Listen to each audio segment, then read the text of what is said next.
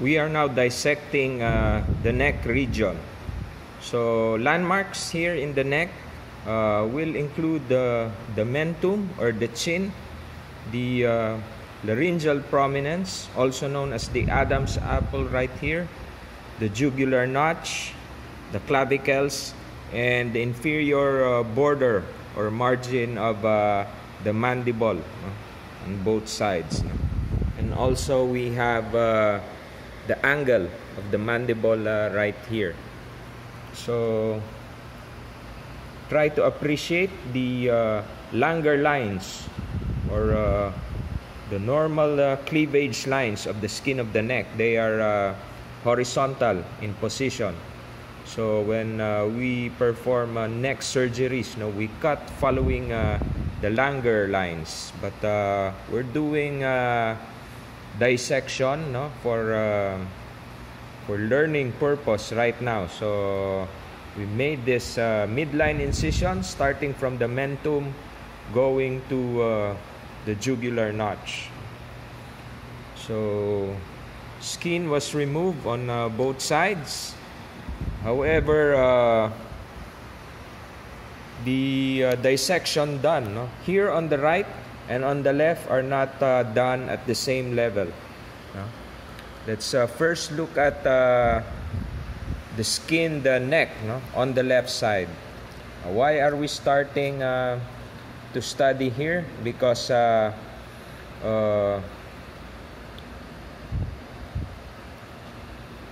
there is a wide but very thin muscle that is part of the subcutaneous layer of the skin, and it was preserved on the left side of our cadaver here. Can you see that one?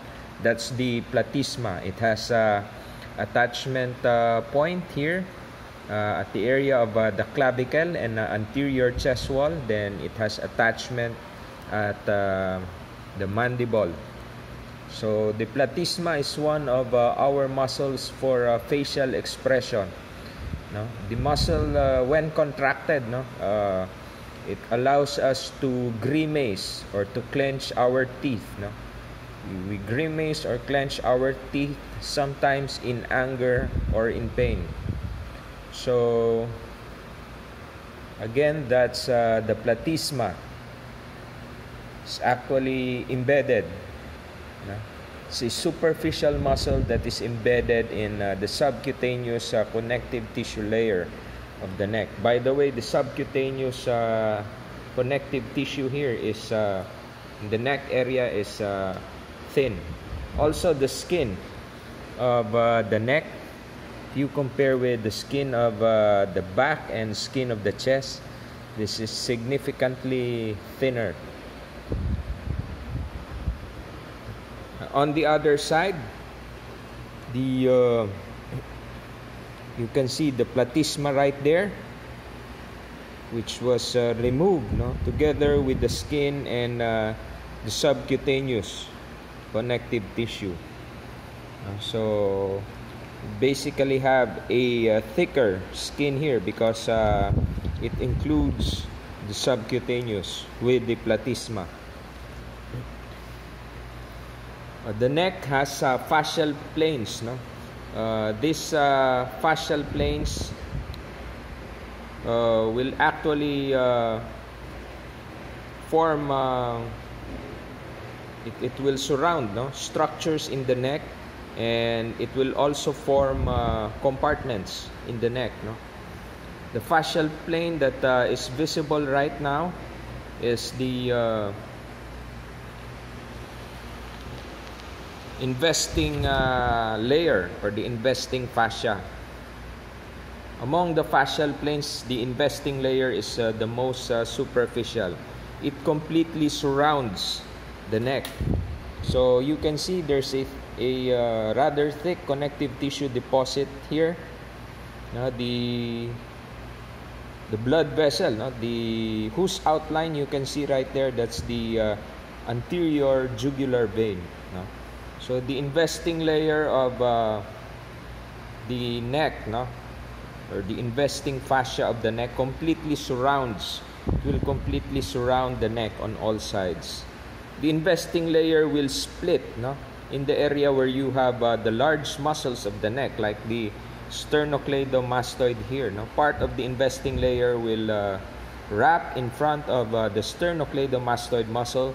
Another layer will go on the deep or the deep side of the sternocleidomastoid muscle. So the investing layer will continue here. This is actually the trapezius muscle, no? And the investing layer or the investing fascia will also split into two, no? To cover the trapezius on both sides. This large superficial vein that we can see right here, that is the external jugular vein, no? Tributaries of the vein will include the retromandibular vein, no, and the posterior auricular vein. Try to appreciate, no, the direction of the vein. It crosses over the sternocleidomastoid muscle perpendicularly.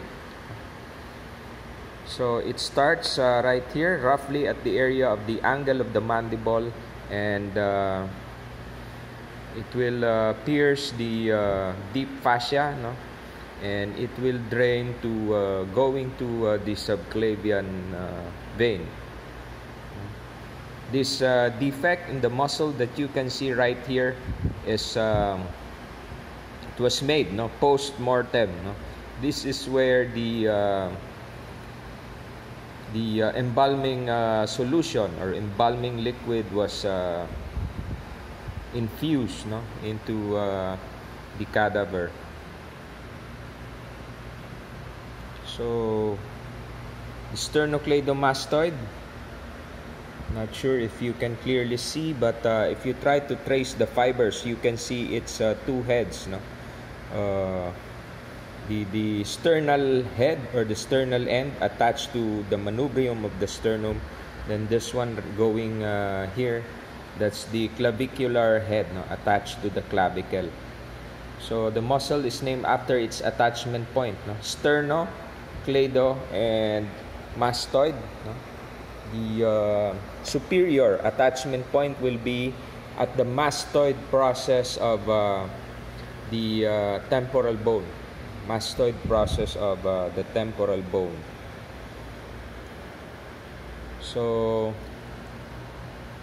the sternal and clavicular head are important landmarks, no, that we can use, no, when we insert catheters, no, or intravenous lines here in the neck, no? Even when we perform arterial, no, catheterization, when we insert arterial lines, no, when we turn the head to the left side, no, opposite, no, or contralateral to our muscle here, no, there will a triangular depression, no, will form in this area, in between the sternal and clavicular heads of the sternocleidomastoid muscle. So this fleshy mass that you can see right here, but that is still covered by the pretracheal fascia. That is actually one of the major salivary glands. That's the submandibular salivary gland.